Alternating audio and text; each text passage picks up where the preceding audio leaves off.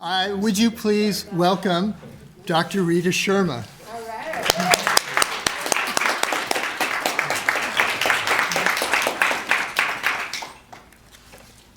Thank you so much, Dean Oker. I am touched by that introduction, and I want to also take this opportunity to thank the Council of Deans, as well as my colleagues in the member schools who are responsible for this moment.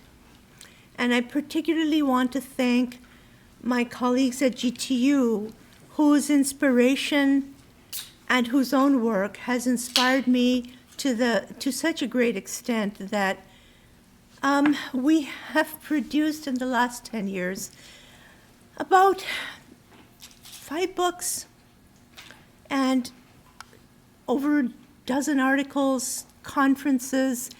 There's so much that has happened since I've arrived here, and the speed and complexity of all of that is because of the Graduate Theological Union and its unique ability to blend and merge what we call the hermeneutics of suspicion and the hermeneutics of faith, critical theory and constructive pedagogy. And so I thank all my colleagues who are before me for being here, and I thank everyone on Zoom for attending. And I want to start by saying that yesterday we awoke to a message from the American people. This historic election has been momentous in many ways for vast numbers of our fellow citizens, and it has been exhausting for many others. Some will welcome these particular results of our democratic process, and others will be deeply frightened by it. It is in the interests of our nation for us to continue to be deeply engaged in the life of our country with profound understanding of her needs and dedicated to the healing of her wounds. The trauma of the past years of extraordinary political friction that spilled over into civic life has created cleavages that must be repaired for the healing of our society. But the recovery of national unity and identity is also essential for catalyzing a move towards the path of global leadership on issues of planetary survival. Yet we cannot move forward when we're stuck in place, frozen in fear, drained by apprehension. In order to engender ecological renewal, individuals and communities need to cultivate inner resilience, rejuvenation, and revitalization.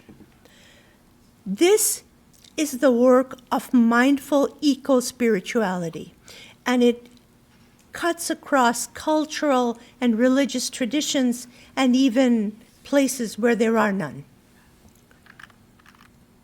And I offer here, in relation to this, a vision of ecological principle and practice as a source of both restoration and inspiration for a world in need of both. The title of this lecture is The Sensual and the Sublime, the Liberative Arc of Ecological Justice, and it refers to a vision of profound divine immanence. Every tradition has the concept of divine immanence, variously understood. But we are here on earth. We're embodied beings. We must experience the divine through that immanence. So what is this immanence? It is the embeddedness of the human life and liberty in the natural world, in the created order. I use the term radical divine immanence to speak of an extraordinary reality wherein transcendence is viscerally known in and through immanence.